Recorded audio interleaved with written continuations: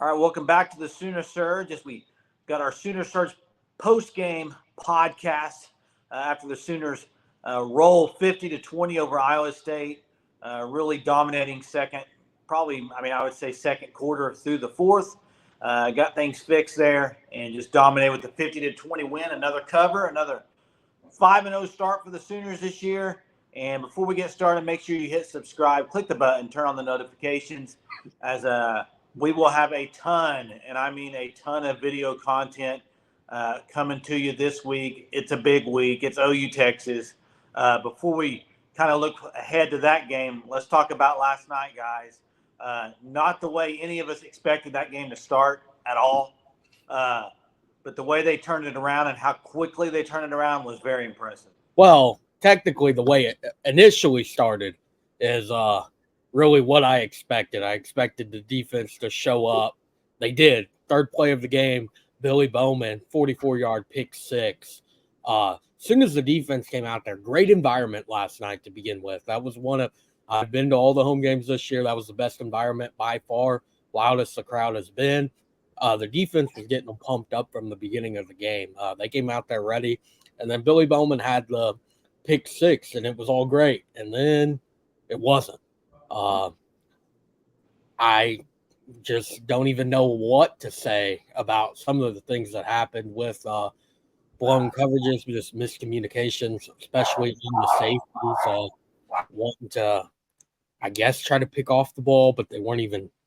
I don't even know. If you're gonna go at the ball, you either got to get a hand in there or make a hit, and they did neither twice, and then allowed 2 50-plus yard touchdowns. And Iowa State was down by 1 point with 9 minutes left into the second quarter. Yeah, it was just a game that I think was filled with ups and downs through the majority of the first half. And then once we saw this Oklahoma team got settled in, it was like, okay, the defense has found a groove. They're finding themselves. And it's like Oklahoma, they've settled in. They've bared down. There's not much to worry about. But the start of that game felt a lot like the Kansas State game. It was just like high octane offenses trading blows for a while.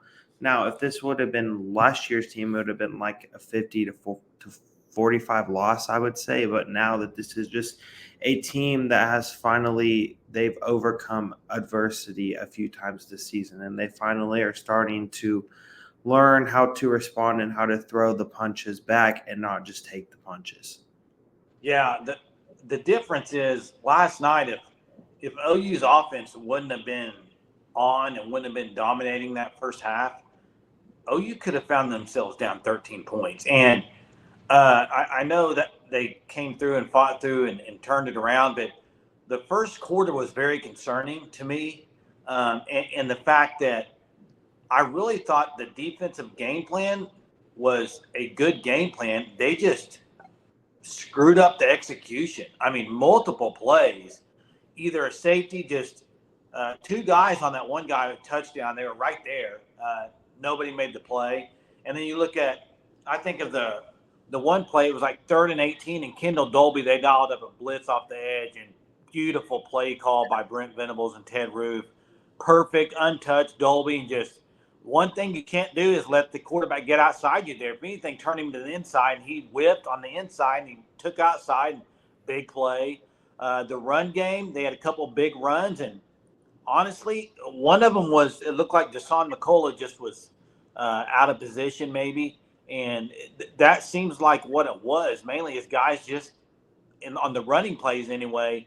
You know, they've been so good at filling the gaps and being in the right positions. And there was just a couple busted assignments. And I think Brent Venables said that after the game. Just whatever it was, they were out of position. And what's good about that is they can watch this film and say, see, this cannot happen because Texas running back will be in the end zone. I promise you. Well, it was kind of like the same happened against Cincinnati, too. It's like there would just be a couple plays on the ground where they would hit an explosive chunk play, whether it's for like 10 or 15 or maybe even 20 yards. And really, I've noticed a lot of that stuff is coming really off the tackle. It's like they'll bring in a tight end or two or maybe even three sometimes, and they'll just really try to get outside on the perimeter. And also, Oklahoma, I felt like versus Iowa State in the first half, too. They missed a lot of tackles on a few of those runs as well. Yeah, there was just a lot of sloppy play defensively.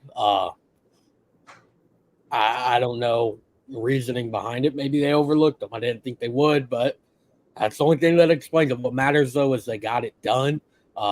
After allowing the 20 points, I think they allowed 88 yards the rest of the game.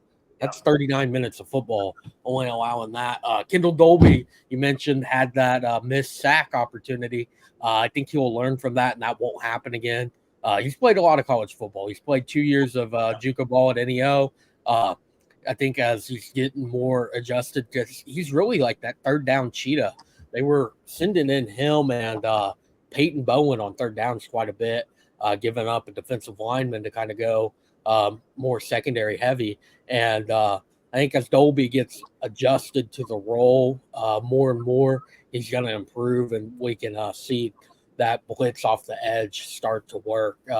Once again, pressure was getting there. No, not as many sacks as there could be, but we say it all the time. It's hard to get sacks when you're getting held the entire game. PJ, quite a bit held. I don't know if you guys saw on the TV broadcast. He got pretty upset after one of them. Yeah, that's not like his temperament either to be like that, to get upset. But, hey, I thought it was he was getting double teamed, Hunter. They couldn't block him. They started double teaming him, which is insane for a true freshman. They're already doubling him. But, him and R. Mason Thomas played a little bit last night. I was glad to see that. Defensively, they're bar none so far ahead of last year going into the Texas game. It's not even funny. I mean, if you remember last year, the 2 games preceding Texas was K-State and TCU, and they got torched both games, especially in the run game. So they're loads ahead. This game is massive on Saturday. And then, talking about the offense a little bit, guys, the offense right now is the way Jeff Lebby is calling games. He has kind of taken the next step, in my opinion.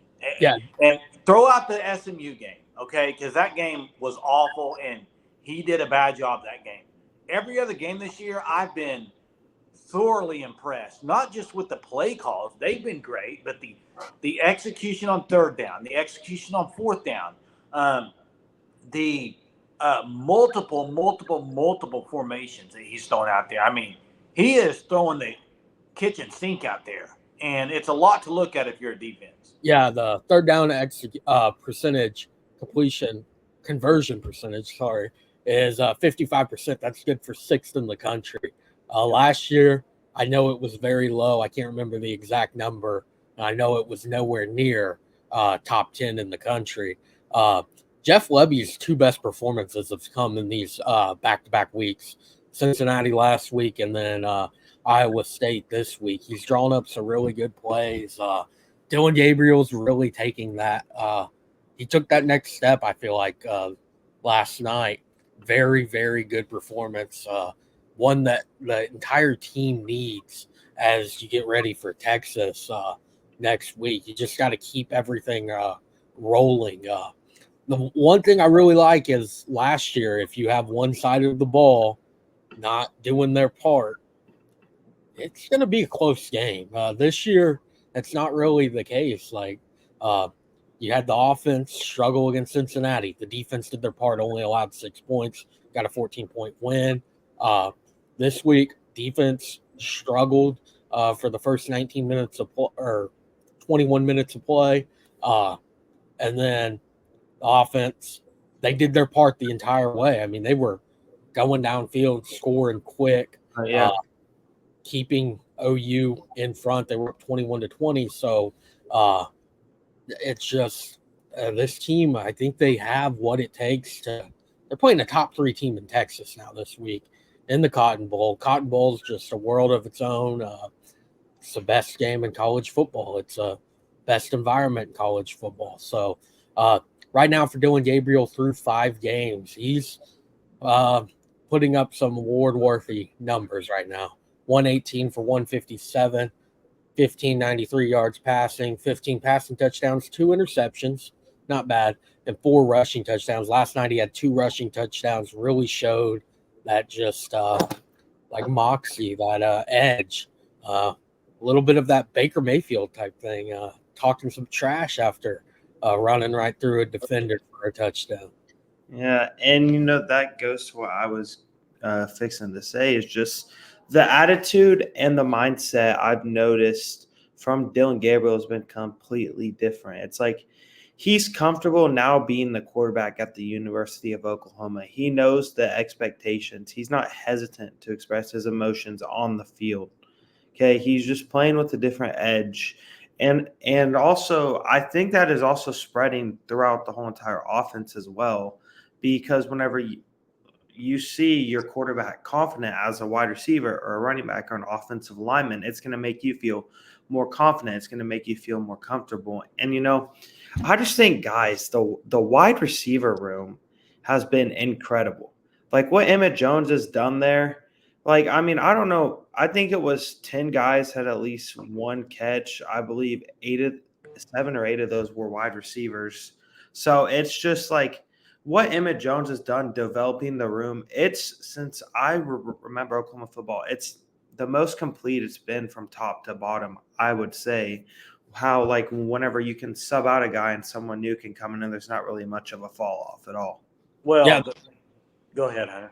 Wide receiver room, Andrew Anthony's really established himself as wide receiver 1. He was leading the team in yardage, still is. Last night, he really wasn't a factor. Jalil Farouk led the Sooners in receiving yards. Brennan Thompson finally made the Sooner debut, had that deep ball. Very, very nice play from Brennan Thompson, being able to find the ball and make the catch for like a gain of 54, I think it was. Nick Anderson, all he does is score touchdowns. He scored 50% of the times he's caught the ball. Jaden Gibson, just a dog. I mean, an athlete. Like, I don't know how he's able to make all those highlight reel plays. We put together a top 5 plays so far this year. Jaden Gibson probably has 2 of them with his 2 touchdown catches this year. Drake Stoops is really reliable. Gavin Freeman, like the wide receiver room was already good. I like the depth that we had in it going into the season. It was just no one was proven as that wide receiver 1. Now people are proving themselves. And you add in Emmett Jones, the run blocking from the wide receiver room has gotten significantly better. I think just everything about the wide receiver room has improved since Emmett Jones got on campus in January. Well, and Brennan Thompson, guys, he's going to make a difference.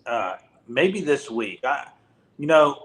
What he did on that deep ball, he went by 2 guys like they were standing still. I mean, he is super fast, and he stretches that field. The only problem is, does Dylan Gabriel have the arm to get it to him, because he can freaking fly.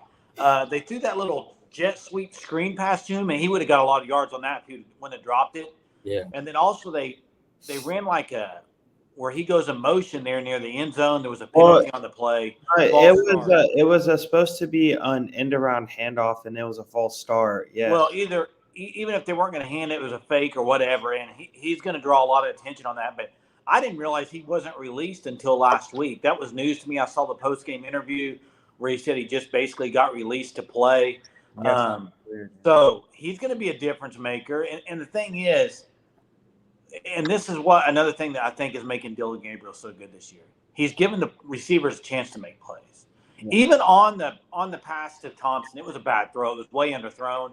But it's better than overthrowing a guy from 30 yards. Like last year, if you remember right, Mims a couple times, he would just chunk it 10 yards over him and not even a chance. You got to give those guys the ability to make the play. And that's what's happening. And the receivers are making about 90% of the plays.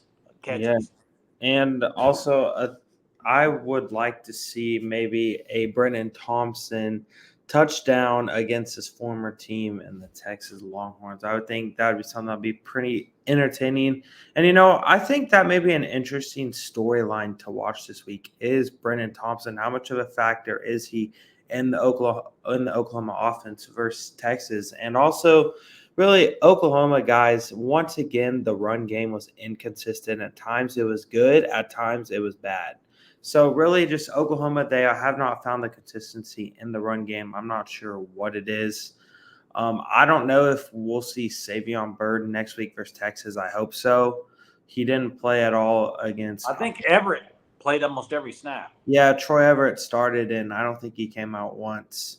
So, but a thing I did notice on the offensive line was they played Jacob Sexton some over Walter Rouse, which was interesting.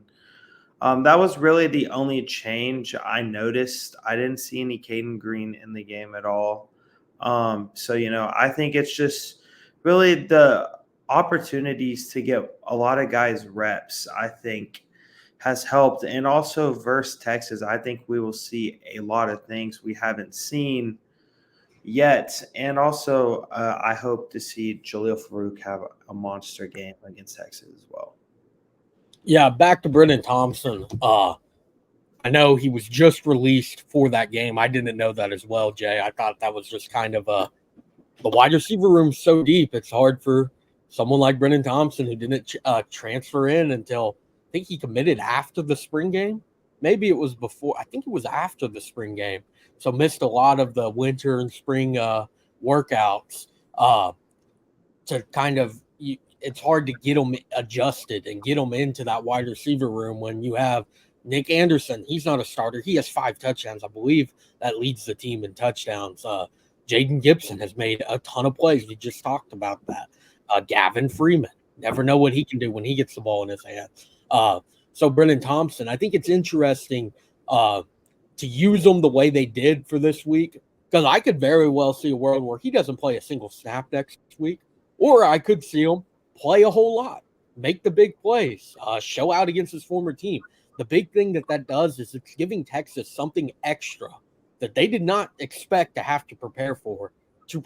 It's on film now. Brennan Thompson's a part of this offense. They put him in motion a lot. A guy that fast, you can't ignore it.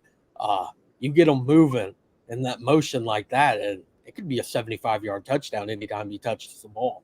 I think Venables called him faster than fast. Somebody did last night. I can't remember who it was. Yeah, Venables, faster than fast. That's high praise for the speedster from Texas. Yeah, and the wide receiver room, kind of to close out the wide receiver room, it's to me, bar none, better than we all thought it would be. I know we all thought they had talent, but we were all, before the season, like, who's it going to be? Who's going to step up? The rotation, I thought Jeff Levy's done a great job with the rotation. I know that was a question mark from last year about getting guys in, but he's getting guys in early. Even Gibson, I mean, they're getting in and making plays on big plays. That play he made was 4th and 7, and that he got the touchdown on. That's a huge play of the game. So he's getting guys in. He's rotating well. And like you mentioned, Drake Stoops, that guy, what they use him for is just perfect. I mean, the quick slants, the screen passes, and his forearm shiver to the guy that knocked him back 6 yards was impressive. He's tough as nails, man. So now, as excited as we are about the wide receiver room, the running back room, I just still am questioning, okay, where they're going to go each week, right? I mean, it sounds like Barnes is not fully back, is what it sounds like from Brent Venables after the game. So that leaves you Tawee, Marcus Major, and Gavin Sawchuk. They all got a little bit of play yesterday. I thought Major looked pretty good early. I mean, a 4th down play, that was all him to get the extra effort to get the first down, which was a big play. He got some catches out of the backfield, which I thought were good. But they just haven't seemed to me to get the big gains a few in a row, kind of get a big rhythm going. Last night they had some where they got 4 or 5 yards, and that was good. But they haven't got the big gaping holes and that sort of thing. I think it was better last night. I still don't think it's obviously where it needs to be. But overall, when you look at the running back guys, where do you look at OU going this week? Do you believe Marcus Major has kind of solidified that starting role? I kind of think he has, but what do you guys think? Yeah, I think Jeremy's going to be very happy to hear me say it. Marcus Major is RB1. Back-to-back weeks where he got the first carry. I think it's going to be 3 straight weeks with the first touch against – maybe he might have even had it against Tulsa. I can't remember who got out there first in that. But last night he had like 19 rushes. Yeah, it was 19 rushes for 69 yards for Marcus Major. Had a long of 18. So he's had a few of those plays. There's a few times even when he was catching the ball. If he just made that cut, it was going to be a big That play. one when Drake Stoops was blocking, it was a long gain if he cuts Yeah. that. Yeah. And then I know Tawee Walker had a massive run last night. That got called back for a holding. That was a sketch holding call too. Yeah, I was shocked by that because they called it on JJ Hester on there. So I'm not sure what they really saw because, I mean, Tawee was gone at that point. Regardless, Hester, if it was a hold, should have let up. Tawee had the separation there. But it was Major, then Salchuk, and then Tawee Walker last week. So still, I'm shocked that Tawee Walker kind of fell. Like he was looking very, very good the last few weeks. So the running back room is interesting. A lot of it comes down to the offensive line has to be better in run blocking schemes. I know they're not going to be happy with the performance from last night. They averaged 3.8 yards per carry. The goal was 5 yards per carry. So that was quite a ways away from that goal. Well, Sawchuk has to be better at pass blocking. Yeah. 2 out of the 3 times he was in there on the pass block protection, he missed a guy. And one of them could have been a touchdown if Gabriel would have had time. Well, and there was also another time where he just whiffed on the block as well. That's what's interesting to me is DeMarco Murray's expectations for the running back room are very high. If you fumble and if you can't pass block, you're not playing.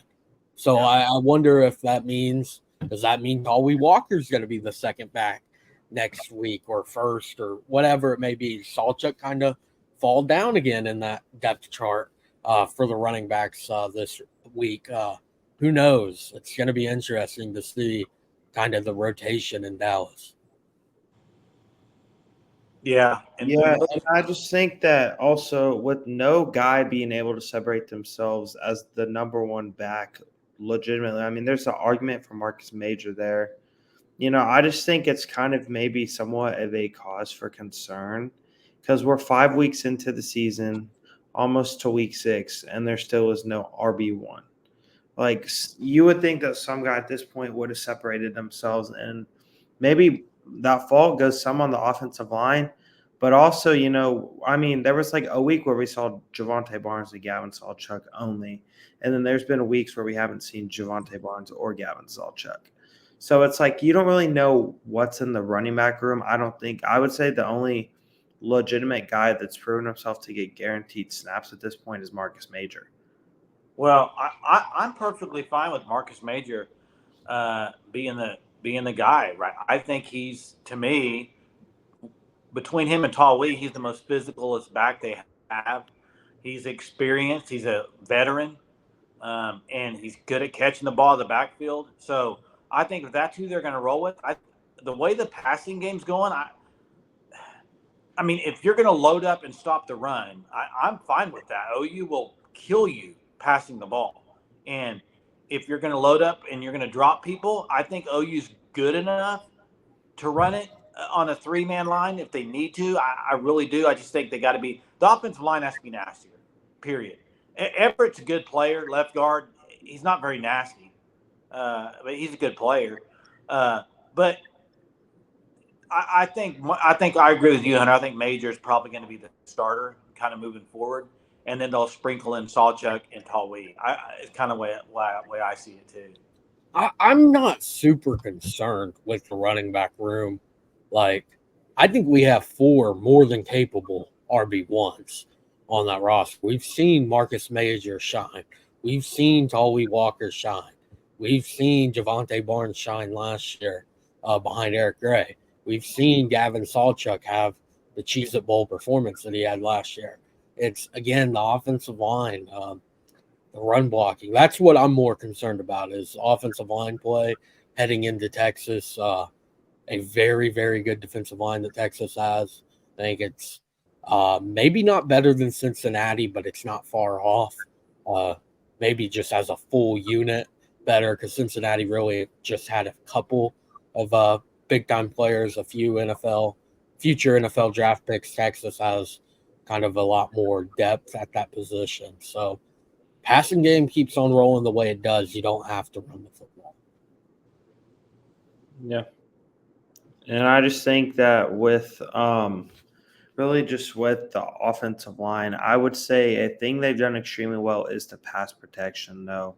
Like they've not really allowed many sacks at all. They've played well in pass protection. They've given Dylan Gabriel a lot of time to throw the ball. So also, I think the offensive line, a lot of the things that they're doing wrong, I think that they'll be able to clean up. And I would not be shocked next week that if we see the offensive line have their best performance of the season in the run game. Well, I don't know about that, but it's going to take something like that. Probably this is going to be a tough matchup moving forward to this game Saturday. Biggest game OU Texas in a long time, guys. Yeah, since 2011. I tell you an area where I think OU has an advantage, and that's the special teams, specifically punt block unit. And here's why. If you watch the post-game press conference with Trace Ford, they asked him about that. He said, we 100% knew we were going to get a punt block. And he said that they had it, Nunez had it dialed up, and they only had two guys back there, and they knew there was going to be one guy free, either him or Bowen. Guys, this is why you have a special teams coach right here. Because it's nice to have when they actually spend time doing it, and it's a huge advantage when you got a 5-star athlete like Peyton Bowen, who now has 2 punt blocks on the year. Okay, you have to worry about him if you're Texas, and if not him, maybe someone else runs free. I think there's a good chance they get another one this week. Yeah, the first punt block against SMU, Peyton Bowen said he wasn't even supposed to go on that. He really had to make the play to make an athletic play to get there and get the hand on it. Last night, Peyton Bowen was not even close to missing blocking. He could have tackled him. Yeah, like he was literally, like I don't know how he was able, from the time that ball was snapped, get that far down there. And then the few other times that other Iowa State punts from that point forward, I'm like, okay, why aren't we sending Peyton Bowen? There was a few times he kind of teased like he was going to go and then just ended up staying back. It's explosive. They talk about it a lot. I've always been critical of the star players returning kicks because last year we saw Billy Bowman get hurt in that. And Venables said it's about if they get an extra 7 yards than the next guy on that depth chart, that 7 yards makes a difference. They're really prioritizing those special team plays, and that's what it takes. To win in big games, you have to have a big special teams moment. OU's had a few of them so far. I think I'm glad you brought it up. I think that's going to be the thing to watch against Texas is who gets that big return, who gets that block punt, who flips the field on a punt, or whatever it may be in the special teams aspect. Well, so I'm so glad Peyton Bowen is a Sooner, and they're finding ways to just put him in position to make massive plays. Well, I mean, also, I would think a cause for concern has been the punting game. I mean, it's not been impressive at all. I don't know what Josh Plaster is averaging a punt this year. I'd be shocked if it's over 40. I don't think it's been that bad. It has not been great. It has not been great. Well, it's not Michael Turk level, but I think he had a bad punt. I don't remember what it was, Cincinnati or something. But yeah, I think they haven't punted enough to really get a good gauge of how good he is. I don't think. Josh Plaster's averaging 40 yards a punt.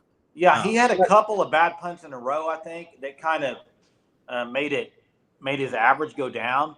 But the one the other day, it wasn't a great punt, but it was right inside the 20. I think, Venables I think he had one last night that wasn't great. I can't remember. Maybe it wasn't Plaster out there. I'm not 100% sure. Well, also, I mean, there was an awful kick from Zach Schmidt as well that, I mean, he just missed it by like 10 or 15 feet. Yeah, he responded, though. Yeah, he did. Like, honestly, I think that just the kicking and punting game is maybe it's not the strength of the special teams. I think there has been some up and down moments with it, and I think that special teams is going to play a key for Oklahoma in their next game against Texas. Oh, So it 100%. wasn't Josh. It wasn't Josh Plaster. I just looked. It was Luke Elzinga Yeah, it was last Elzinga. in the fourth quarter. I think a lot of that goes to show like Plaster's the best guy we got. That was a bad punt last night from Elzinga. It did not get much hang time at all. It was really just a line drive only for 31 yards. That's really nothing. Plaster, the thing I like about him is how much he learned from Michael Turk. I think he is kind of due for that big moment. Turk's coming out party was against Texas. He had that 85-yard punt in 2021. So maybe Josh Plaster does the same thing. Who knows? I'm not too worried about Plaster. More Zach Schmidt at times has been, but he hasn't been awful. He missed that one kick yesterday and then kicked one out of bounds on the kickoff. It's not enough to necessarily bench him. I don't know. I think I would love to see Gavin Marshall some, but maybe there's a reason we're not there. We're not making those decisions. I watched Gavin Marshall, especially against Tulsa and warm-ups, and he missed a lot.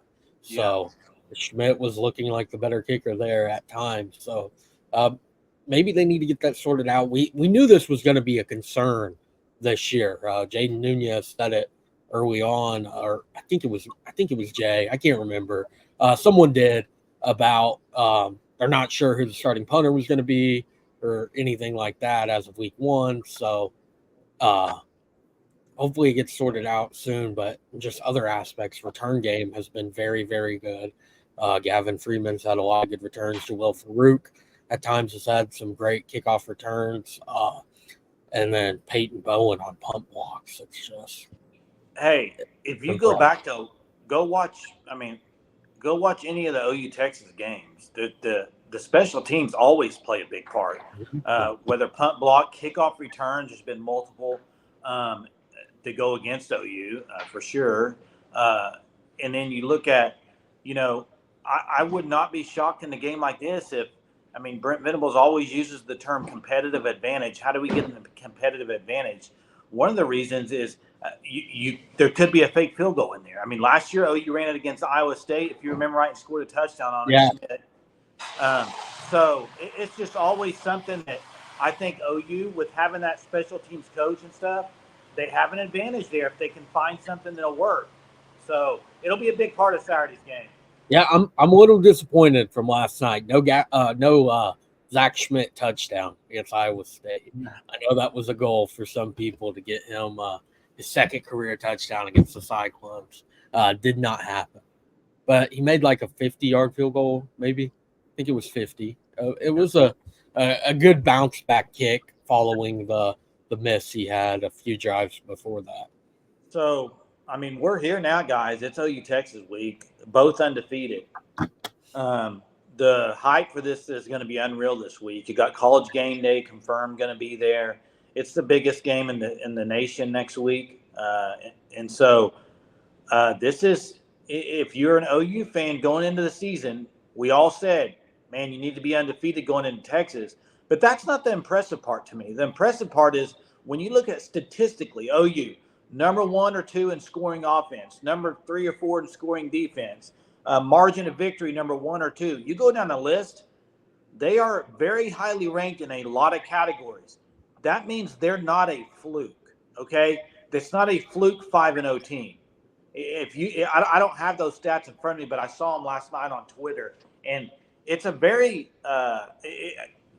very highly ranked in a lot of categories, which I know the schedule hasn't been outstanding, but they've taken care of business and they've dominated their opponents.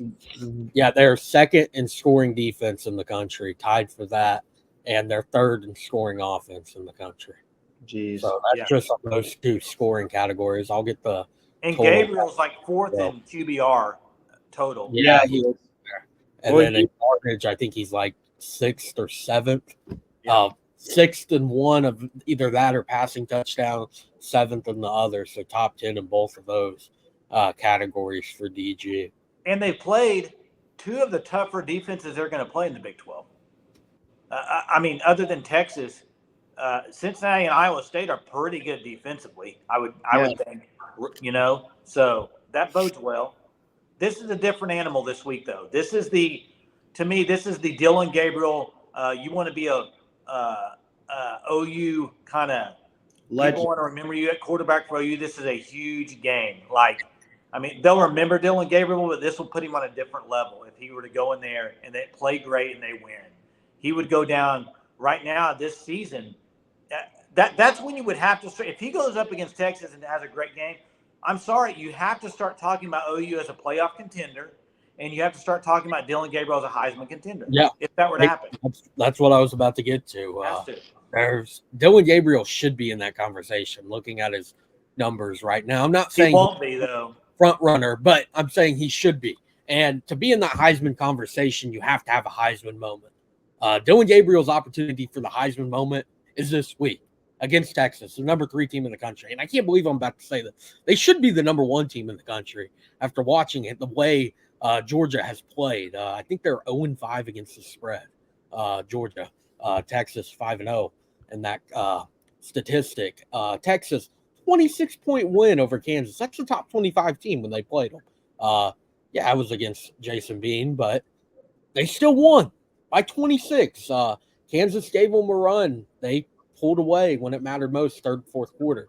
This is a very good Texas team. Quinn Ewers is playing like the number 1 recruit in the country. I mean, he's one of the few perfect recruits in the 247 recruiting era.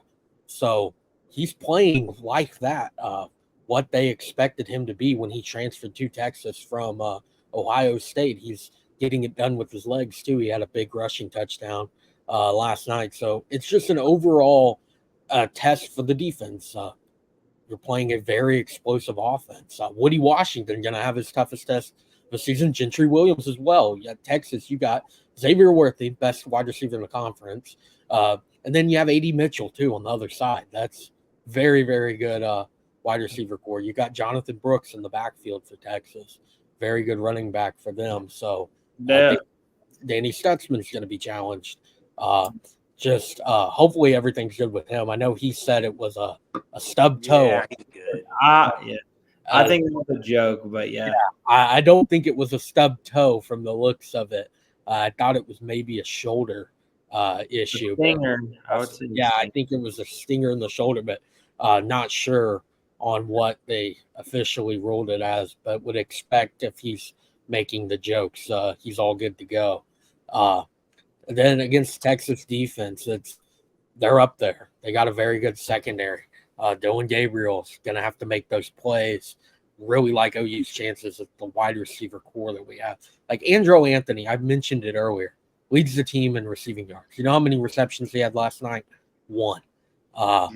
They were able to Dylan Gabriel was able to throw for over 300 yards without going to his best target, the one he's most comfortable with, and Andrew Anthony. So that's his Heisman moment. You got to win that game in Texas, State Fair weekend in the Cotton Bowl. And Dylan Gabriel has every opportunity to do it at 11 o'clock. Well, and also I think another storyline to be watching for is if Jatavion Sanders is healthy for Texas. I know that's something that we'll be watching throughout the week. I'm sure most Oklahoma fans will, because Jatavion Sanders, he's a matchup nightmare. Like, he's a tight end that can play like a wide receiver. I'm not sure how tall he is, but he is a guy that could give Oklahoma defensively a lot of issues if he is healthy. So that's a thing to watch. And, and I think that just with Oklahoma, though, man, they're really confident right now. They're going to go against the best offense they're going to play all year long in Texas, and maybe even the best defense they're going to face all year long in as well as Texas. Oh, there's no question. This is the best team they're going to play all year, maybe one of 2 times. But yeah, they're not going to play a better team looking at their schedule. So if you go out there and you win this game, the talk has to will be different. Let's just say that if they were to go in there and win this game. I think the line's at 6.5. It was last night. I don't know if that's what it's still at, guys. But I have never been. It's been a long time since I've been this pumped for an OU Texas game. And because they're both. What's that? It's down to 5.5. 5.5. There you go. I mean, That this game is just the last time these two teams were both ranked in the top 10. Top 12, whatever it is. It's been a long time. Texas hasn't been ranked this high in a long time. Since probably 2011. That was the last time both teams were undefeated. Yeah. And the first time since 2008 that both teams were 5-0. They both had 5 games before that. That was a historic matchup. Colt McCoy, Sam Bradford. Sooners lost that one, but Sam Bradford, doesn't get hurt. Maybe goes a little bit differently. Yeah. So, man, it's Sunday. The game is a week away. Can't wait. We're excited. We're going to have a ton of content, like I said, for you this week.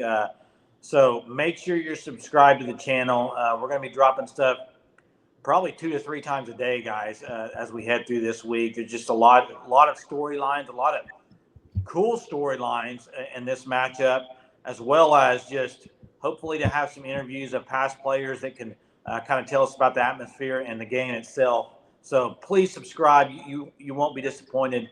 And, man, it's going to be a quick week. Let's just say that. It's going to roll in here very quick on Saturday. The weather, just looked it up before this podcast, guys. Beautiful. 81 for the high, 15% chance of – it's going to be probably outstanding weather for the Cotton Bowl. Hunter, don't worry. It's not going to be in the 90s. I know you hate the hot. But it's going to be a great atmosphere. And, hey, and this will make Game 6 – OU's had great weather every week. I mean – great? I think it's been great. No rain or anything. It's been pretty hot, though. Arkansas It's State been hot, game, but I don't mind that was a hot game. It was hot yesterday for October. It was a very warm game for the last day of September. I did not expect, it was probably 90 at kickoff. I know in the student section, I got there at 4:00 and it was very, very hot up until 6:00 because finally at that point the sun went down to where it was over the press box and it wasn't directly on you anymore. Oh yeah, and hey, Sooner fans will be out in full force at the Cotton Bowl. Give it up to Sooner Nation. After that first week of the abysmal tailgating, it's been great. They've been really showing up, showing out. Great atmosphere. Last night was electric. The light show at the end of the third quarter was sick. So, hey, Sooner Nation's going to be out in the Cotton Bowl Saturday. We're going to be out. We're going to be cheering on them Sooners. Make sure you subscribe. Till next time, guys. Boomer.